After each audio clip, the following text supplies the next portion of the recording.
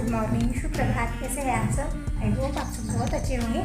सुबह के 7:45 बज रहे। दिन बुधवार का है, डेट है 28 सितंबर और मेरे सारे क्लीनिक के काम हो गए। झाड़ू पोछा सारे क्लीनिक के काम हो गए। सुबह 4:30 बजे से उठकर मैं लग गई थी और अब मैं करेंगे अभी पूजा। थोड़ा सा लेट हो गया, जैसे दूध गर्म हो गया, चाय बन चुकी है, दिनेश के लिए टिफिन बना, दिनेश कॉलेज गया है तो फूल नहीं मिल पा रहे। फूलों का ही थोड़ा ऐसा चल रहा है ना, तो फूल ले आए हैं। आप बाजू वाली दीदी के यहाँ से फूल ले आए हैं, छोटे वाले जो गेंदे के फूल हम ले आते हैं वो काफ़ी बड़े हो रहे हैं। फुलारी पर हम जब माला बना के डाल देते हैं, एक साइड हो रही है, गेंदे के फूल काफ़ी बड़े होते हैं तो इसलिए छोटे फूलों की मैं माला बनाऊँगी।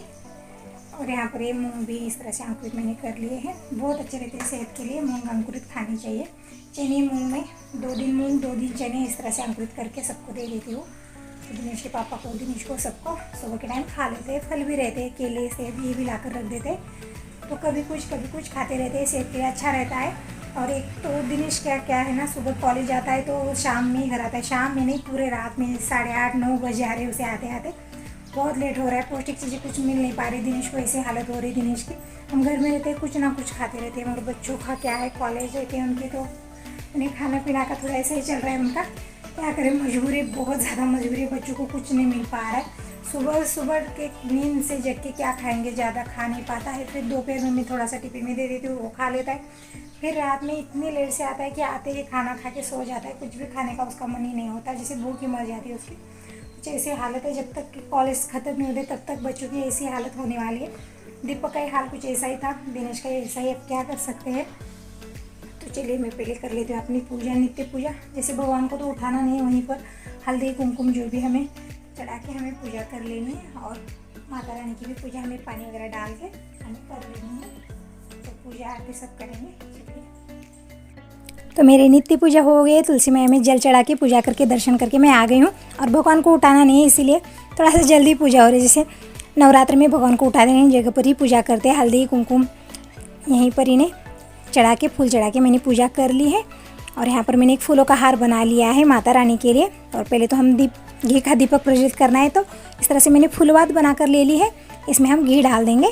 तो ये घी थोड़ा सा थिक है तो अच्छे से ये फुलवात जो है इसमें हम डुबो देंगे। और यहाँ पर प्लेट में मैंने चीनी रख दी। इसमें काफ़ी सारी चीटियाँ हो गई है। जो मैं जोगवा मांगने जाती हूँ ना, तो चीनी दे देते हैं, तो चीनी लाकर मैंने ऐसे ही रख दी थी भगवान के सामने। तो ये देखिए बहुत सारी चीटियाँ हो गई, तो मैंने लक्ष्मण रेखा खींच के यहाँ पर रख दी है। जो भी चीटियाँ है जो साइड में हो जाएगी, मरेगी तो नहीं मगर बाजू को चली जाएगी, उसकी खुशबू शायद उन्हें पसंद नहीं होगी लक्ष्मण रेखा की। तो इस तरह से मैंने फूलों की माला बना ली है, घी का दीपक ले लिया है। अब माता रानी को हम पानी चढ़ाएंगे। तो पानी हमें ऐसे चढ़ाना है, देखिए एक साथ बहुत सारा पानी नहीं डालना है। और ताज़ा पानी मैंने भर लिया है, पूजा करने से पहले ताज़ा पानी भर लिया है। और यहाँ पर पीतल के 2 लोटे भी भर लिए, तो वही पानी में डालूंगी। तो जो हमने कनस रखा है, देखिए इस तरह से कनिस रखा है ना हमने, तो कनिस के ऊपर से हमें पानी डालना है। जो नीचे हमने गुल्लड़ रखा है उसके अंदर पानी भर देना है हमें। उसमें से जो भी पानी वो इस तरह से मिट्टी में एब्जॉर्ब होता रहता है, तो वो भरना है पहले, तो फिर बाद में हमें इस मिट्टी में पानी डालना है। जो भी धान है इसका एक एक देखिए उग रहे हैं, अंकुरित हो रहे, तो हमें ज़्यादा पानी नहीं डालना है। अगर पानी ज़्यादा हो गया तो ये सही से आ नहीं पाएंगे, अंकुरित सही से हो नहीं पाएंगे। फिर ज़्यादा पानी हो गया तो पीले पड़ने लगते हैं, इसलिए हाथ से हमें थोड़ा सा पानी इस तरह से छिड़कना है, ज़्यादा एक साथ पानी नहीं डालना है। जिस दिन घट स्थापना हो गई उस दिन हमने पूरी जो मिट्टी है अच्छे से गीली की थी, तो इसलिए बाद में थोड़ा थोड़ा सा पानी हमें डालते रहना है डेली, एक साथ बहुत सारा पानी हमें नहीं डालना है। तो इस तरह से मैंने पानी छिड़क दिया है। अब लगाएंगे कुमकुम हल्दी चंदन। और यहाँ पर परडी रखी है, परडी की भी मैंने पूजा कर ली है, हल्दी कुमकुम लगाएंगे। और ये जो धान है ना, किसी किसी के घर में घट स्थापना बड़ी होती है, देखिए बहुत सारी मिट्टी और धान भी बहुत ज़्यादा पड़ता है, तो वहाँ पर 2 लोटे पानी चाहिए होगा। यहाँ पर स्पेस कम है, तो मेरी जो घट स्थापना है छोटी है, तो 1 लोटा पानी बहुत हो जाता है। तो इसके ऊपर भी है कि किसकी घट स्थापना कैसी है। ज़्यादा स्पेस हो तो उनकी घट स्थापना थोड़ी सी बड़ी होती है। जैसे मैंने आधा टोकरा मिट्टी लेके उसमें 1-1 कटोरी धान्य डाले थे, इस हिसाब से मैं पानी डालती हूँ 1 लोटा भर के। और जिनके घर में स्पेस ज़्यादा है तो वो एक बड़ा टोकरा भर के मिट्टी और 1-1 गिलास धान डालेंगे, तो उसमें 2 लोटे पानी चाहिए होंगे। तो इस हिसाब से भी ये चलता है। तो मैंने इस तरह से पूजा कर ली है, फूलों का हार चढ़ाया। और डेली हमें ताज़े फूलों का हार चढ़ाना है माता रानी को। डेली 9 दिन ये फूलों का हार चढ़ता है इस तरह से। आप चाहो स्वास्तिक के फूल, गेंदे के फूल आपके पास या कुछ ना मिले तो पत्तों से भी आप हार बनाकर चढ़ाइए, मगर बिना हार के ये पूजा नहीं होती है। 9 दिन 9 हार चढ़ते हैं माता को। और ये अखंड ज्योत तो हमारी है, शांत प्रकार से चल रही है। तो अब मैंने इसमें बहुत सारा ऑयल डाल दिया है। जैसे ये दिया भर के ऑयल डाला है, सुबह एक बार ऑयल डाल देती हूँ तो शाम तक ये शांति से चलता रहता है। जैसे दिया हमें शांत नहीं होने देना है, जो अखंड ज्योत हम जलाते हैं। अगर शांत होने का हमें लग भी रहा है, ऑयल वगैरह ख़त्म हो गया है, तो साइड में घी का दीपक हम लगा कर रखेंगे और ये दिया फिर से हम प्रज्वलित करेंगे। तो माता रानी की पूजा हो गई, नित्य पूजा हो गई। अब चलते हैं नीचे चूल्हे के पास, हम ले आते हैं थोड़ा सा। तो चलिए चूल्हे के पास मैंने एक पैन ले लिया, हाथ में पकड़ और ये चम्मच ले लिया है। तो ये कोयला ले लेंगे, या फिर आपके पास गाय के गोबर का ये उपला होता है ना, वो भी, उसके ऊपर भी हम ऊद डाल सकते हैं। मगर मेरे पास उपले नहीं है, तो मैंने इस तरह से चूल्हे में की आग ले ली है थोड़ी सी, इसी के ऊपर हम ऊद डालेंगे। और बिना ऊद डाले माता रानी की पूजा नहीं होती है। इसे ऊद डालने से पूरे घर में बहुत अच्छी खुशबू आती है, बहुत ही अच्छा लगता है, मन प्रसन्न रहता है। तो मैंने इस तरह से आग ले आई हूँ, इसके ऊपर हम ऊद डालेंगे। तो इस तरह से ऊद मैंने इसके ऊपर डाल दिया है। देखिए बहुत ही अच्छी खुशबू आती है पूरे घर में, ऐसा लगता है कि हम मंदिर में, बहुत ही अच्छा लगता है। अब कर लेते हैं माता रानी की आरती। तो सामने घी का दीपक प्रज्वलित किया है, आरती ले ली है और अखंड ज्योत है। तो डेली ऐसे माता रानी की मैं आरती कर लेती हूँ। आज तीसरा दिन है, तो एक एक धान जो है अंकुरित हो रहे हैं। कल बहुत ही अच्छे दिखेंगे, जैसे बड़े बड़े अंकुरित हो जाएंगे। तो सुबह सुबह बहुत अच्छा लगता है, जब पूजा होती है ना, मन प्रसन्न रहता है। और आप जो भी हाथ में काम लेते हो ना, बहुत ही अच्छे लगते हैं। दिन की शुरुआत बहुत अच्छी होती है हमारी। सुबह सुबह जल्दी से पूजा करने की मैं कोशिश करती हूँ, मगर कभी कभी लेट हो जाता है। अब कर लेते हैं माता रानी की प्रार्थना। जो भी मुझसे भूल चूक हुई है वो माता रानी माफ़ कर ले, और इनकी कृपा दृष्टि मेरे ऊपर हमेशा इस तरह से बनाए रखे। तो मैंने माता रानी की प्रार्थना कर ली, पूजा आरती सब हो गई है। मैंने जोगवा मांग कर आ गई हूँ, जैसे बाद में हो नहीं पाता है, जैसे इधर उधर घूमते रहते, छुआ छुई नहीं चलती है माता रानी को। तो जैसे ही नहाते हम पूजा कर लेते हैं, तो तुरंत ही हमें जोगा मांग कर आ जाना है, फिर बाद में अपने कामों में हमें लगना है। तो पूजा आरती हो गई। अब मैं किचन में आ गई हूँ। जो अंकुरित मैंने मूंग बना कर रखे थे वो थोड़े से मैंने खा लिए हैं। अब मैं यहाँ पर चावल पकने के लिए रख दे रही हूँ। तो चावल अच्छे से साफ़ कर लिए, इसे अच्छे से 2-3 पानी से धुल के नमक डाल के मैं पकने के लिए रख देती हूँ। और आज दीपक भी आने वाला है, तो उसका भी वेट हो रहा है। जैसे वो आने तक सारे काम मेरे निपटा लूँगी, से कपड़े वगैरह धुल कर, फिर दीपक आने के बाद कुछ खाने के लिए उसे बना कर दे दूँगी। और बहुत दिनों के बाद दीपक आ रहा है, तो ये जो मेरे डेली वाली काम है वो फटाफट से निपटा लेती हूँ। और जो काम होते हैं ना, तो यहाँ पर मैंने चावल बनने के लिए रख दिए। जब तक चावल बन रहे तब तक मैं यहाँ पर कुछ और काम करूँगी। जैसे ताज़ा नारियल आप देख सकते हो, ये ताज़ा नारियल ऐसे रह नहीं पाता है। जैसे बारिश का मौसम है, तो ये ताज़ा नारियल जल्दी से ख़राब होने लगता है, पीला पीला सा होने लगता है 2-3 दिन में। फ्रिज में रखने से भी नहीं रहेगा, और धूप में भी ये सूख नहीं पाएगा इन दिनों में। जैसे बहुत कड़क की धूप हो तो ये सही से सूख पाता है। तो मैं इसका कुछ बनाने जा रही हूँ, जैसे 3-4 महीने आराम से टिक जाता है। पहले तो हम इसके सख्त वाले छिलके निकालेंगे। ये निकालना बहुत ही मुश्किल हो जाता है, बहुत ही सख्त रहते हैं। तो मैंने कड़ची से अच्छे से छुड़ा लिया है और इसके निकाले, जो नारियल ताज़ा है वो अंदर से निकाल लिया है। और ये काफ़ी बड़ा सा है, तो ये निकल नहीं पा रहा है, तो मैंने इसे खल्लड़ के इसे कूट के चूरी बना दिया इसका। तो इस तरह से टुकड़े टुकड़े बन चुका है, कोई बात नहीं। मैंने छिलके सारे निकाल दिए हैं, और जो छिलके है वो एक कवर में डाल कर रख दे रही हूँ। कहीं इधर उधर पैर में गिर गए तो पैरों में बहुत ज़ोरदार चुभते हैं। मैंने कवर में डाल कर रखा है, बाद में चूल्हे में वगैरह डाल दूँगी। तो अभी नारियल हम पहले पानी में डाल कर रखेंगे थोड़ी देर के लिए, जैसे आधा घंटा 1 घंटा ये पानी में इसी तरह से डूबे रहेंगे। जो भी पीलापन वगैरह आया है वो अच्छे से निकल जाएगा। तब तक मैं रोटियां बना ली मैंने, सब्जी बन चुकी है, चावल भी बन चुके हैं, जैसा पूरा खाना बन चुका है। अब मैं ले रही हूँ खाने के लिए फल।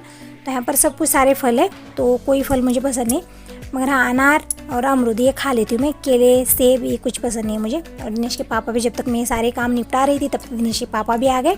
खाना खाने के लिए आते समय बिस्किट के पैकेट और क्या ये पेड़े जैसा मैसूर पाक मिलता है वो ले आए है, बहुत ही पसंद है मुझे। और दिनेश को, सबसे ज़्यादा दिनेश को पसंद है, तो इसलिए मैंने मंगवाया है ये। तो सुबह तो ऐसे ही चला जाता है, कभी घर में रहेगा तो खा लेगा, या फिर आने के बाद ही खा लेगा, तो इसलिए मंगवाया। तो ये सारे मैंने निकाल कर रखी है। पैकेट तो खोला नहीं बिस्किट वाला, वैसे ही उठा कर रख दिया। और ये मैसूर पाक खाने के लिए हमने ले लिया, और जो बाकी के वो डब्बे में डाल कर रख दिए, क्योंकि चींटियाँ बहुत जल्दी से आने लगती है। तो डब्बे में डालकर मैंने साइड में रख दिया है। तो ये किचन के सारे काम मेरे निपट गए। अब मैं आ गई हूँ कपड़े धोने के लिए। तो कपड़े बहुत सारे हो गए देखिए। तो अभी हैंगर में भी अटके हुए थोड़े से, वो भी निकाल लेती हूँ। और बिना धुले सारे कपड़े यहीं पर अटका देते। जैसे थोड़े थोड़े से गीले तो मैं यहाँ पर अटका देती हूँ। मुझे लगता है कि फ़ैन ऑन करने से, हवा लगने से थोड़े से सूख जाएंगे। मगर क्या करते हैं बच्चे, दिनेश के पापा, दिनेश दोनों की काम ऐसे ही है।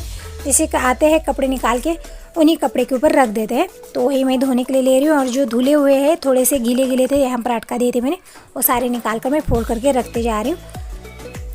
और जब भी फ्री टाइम मुझे मिलता है तभी मैं अच्छे से सारे कपड़े फोल्ड करके रख देती हूँ। नहीं तो दिनेश और दिनेश के पापा एक जैसे ही दोनों बाप बेटे, किसी को कुछ नहीं मिलता है। एक लेने जाते हैं सारे कपड़े गिरा देते हैं, फिर बाद में क्या करते हैं उठा कर वो कपड़े ऐसे रख देते हैं अलमीरा में, ऐसे घुसेड़ देते हैं कि एक भी लेने नहीं आएगा मुझे। एक लेने जाओ तो सारे गिर जाते हैं। तो दोनों बाप बेटे के काम कुछ ऐसे ही है। तो मैं जब भी खाली टाइम मुझे मिलता है तो सारे कपड़े अच्छे से फोल्ड करके रख देती हूँ, जैसे आसानी से सबको मिल जाए वो। नहीं तो मुझे सारे काम छोड़ छाड़ के आखिर इन्हें देना पड़ता है। तो इसलिए जब भी खाली टाइम मिलता है तो तुरंत ही मैं सारे कपड़े अच्छे से फोल्ड करके रख देती हूँ। तो ये कपड़े सारे मैं बाथरूम में ले आई हूँ। जो पहले के वो तो है ये सुबह नहाए हुए कपड़े, और जो मैं और भी बहुत सारे एक्स्ट्रा जमा करके ले आई हूँ जो भी धुलने थे। तो यहाँ पर ये सर्फ भी ख़त्म हो गया, घड़ी सर्फ है। तो पहले मैं इसे डब्बे में निकाल लेती हूँ। ये काफ़ी बड़ा पैकेट है, जैसे शायद 3 किलो का पैकेट आता है ये, तो वही ले आए हैं। तो मैंने डब्बे में निकाल कर रखा है। और यहाँ पर गीज़र ऑन करके मैंने गर्म पानी निकाल लिया है। इसमें हम सारे कपड़े सर्फ में डाल देंगे। तो मैंने थोड़ा सा इसमें सर्फ डाला और अच्छे से इसमें झाग भी आ गया है। देखिए अब सारे कपड़े हम एक एक करके इस तरह से इस पानी में डालते हुए बकेट में रखती जाऊंगी। तो कपड़े कितने भी गंदे हो ना, तो इस तरह से थोड़ा सा गर्म पानी लेना चाहिए, उसमें सर्फ डाल के हम इस तरह से इसमें कपड़े डुबो कर 1 घंटे के लिए रख देंगे। और 1 घंटे के बाद हम धोएंगे ना तो इसका जो भी मैल है वो जल्दी से निकल जाता है। जैसे ज़्यादा मेहनत भी नहीं लगेगी, जैसे पटकाना वगैरह नहीं पड़ेगा। और ज़्यादा पटक के कपड़े धोने से कपड़े फटने भी लगते हैं। तो इसीलिए इस तरह से गर्म पानी में सर्फ डाल के सारे कपड़े भिगो दो, चाहे जितने भी गंदे हो, जल्दी से आसानी से सारा मेल इसका निकल जाता है। तो थोड़ी देर में रखूँगी। तो यहाँ पर एक बकेट भर चुका है और दूसरा भी आधा आ गया है, तो रख देते हैं। पहले मैं बाथरूम साफ़ कर लेती हूँ। सुबह भी एक बार नहाने से पहले मैं बाथरूम डेली साफ़ कर लेती हूँ, फिर भी बाद में देखिए कपड़े वगैरह गिरते रहते हैं तो ऐसा हो जाता है। तो अच्छे से साफ़ कर लेती हूँ और कपड़े धोने जाती हूँ। अभी दीपक भी आने वाला है, जब तक दीपक आ जाता है तब तक मैं कपड़े वपड़े सारे धुल लेती हूँ। दीपक बहुत दिनों के बाद आ रहा है, तो आने के बाद बातें हो जाएंगी, उसके लिए खाने पीने के लिए कुछ बनाऊँगी। तो इसलिए किचन के काम मैंने रख दिए, बर्तन वगैरह क्लीन करने हैं और रहने दिए। पहले मैं कपड़े जैसे बाहर वाले काम करके आ जाती हूँ, कपड़े धुलने में बहुत ज़्यादा टाइम भी लगेगा मुझे। तो जब तक दीपक आ जाता है तब तक मैं सारे कपड़े वगैरह धुल के इन्हें हवा में डाल के फिर मैं अपने किचन के कामों में लग जाऊंगी। जैसे बातें होते होते किचन के काम हो जाएंगे, मगर कपड़े धुलते धुलते काम नहीं होंगे, क्योंकि कपड़ों में हम लग जाते हैं, फिर उनसे बात नहीं हो पाती बच्चों की।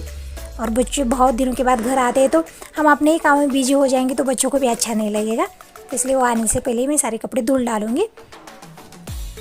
तो नीचे मैंने बड़ा पत्थर लगा दिया है, उस पत्थर के ऊपर कपड़े में अच्छे से पटक के धुल देती हूँ। और ये कपड़े भी अच्छे से मैंने भिगो दिए, तो ज़्यादा मेहनत करने की मुझे ज़रूरत नहीं है। थोड़ा सा मैं अच्छे से धुल लूँगी तो ये सारे कपड़े अच्छे से निकल जाएंगे, साफ़ हो जाएंगे। तो ये दोनों ही बकेट उठाकर मैंने नीचे रख दिए हैं और ये पानी का बकेट भी मैं लेके जा रही हूँ।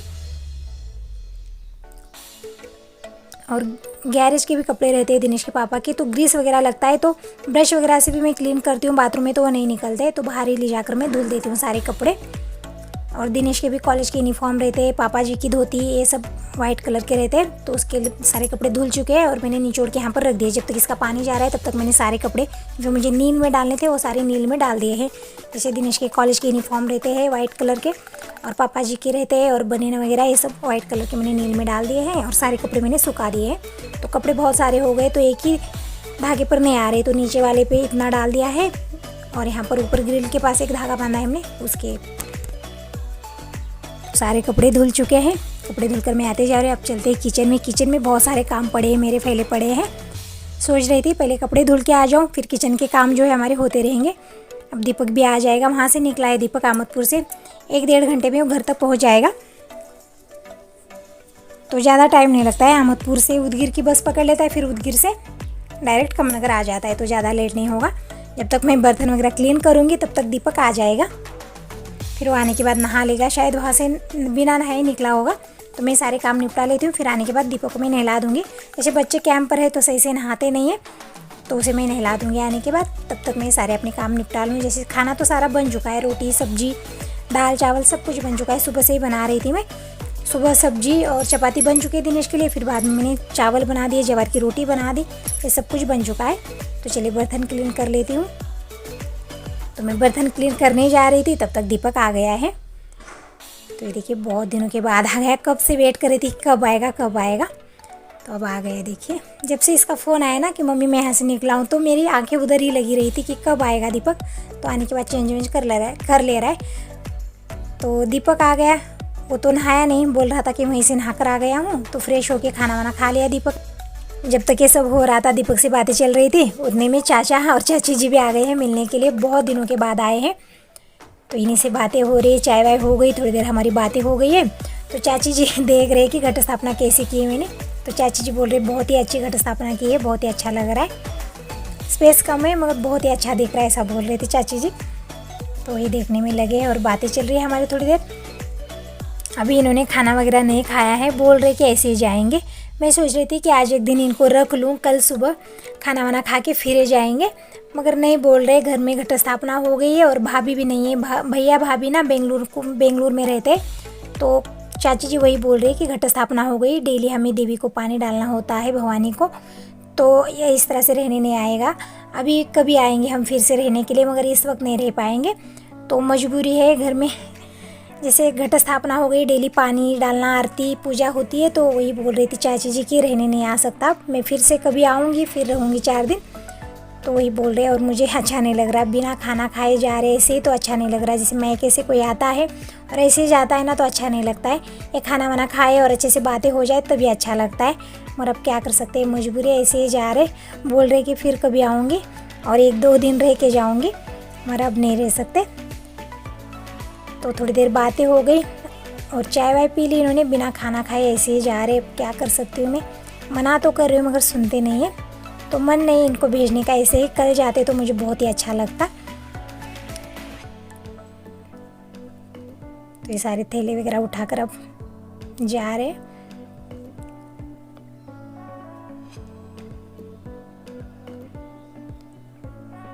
तो मैं कैसे कोई आता है तो ऐसे ही जाए ना, तो बिल्कुल अच्छा नहीं लगता है। देखिए मन नहीं मानता है।